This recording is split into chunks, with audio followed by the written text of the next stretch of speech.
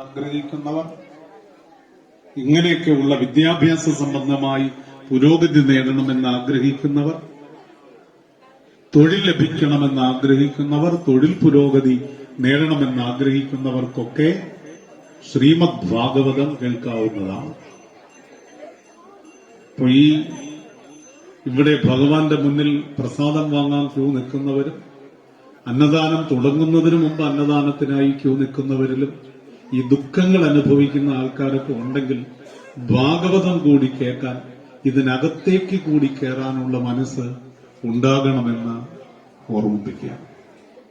ഇതിനെ തത്സമയം നിങ്ങളുടെയൊക്കെ കണ്ണുകളിലും കാതുകളിലും ഇമ്പമാർന്ന വിധത്തിലെത്തിക്കുന്ന കലാകാരനായ, മാധ്യമപ്രവർത്തകനായ,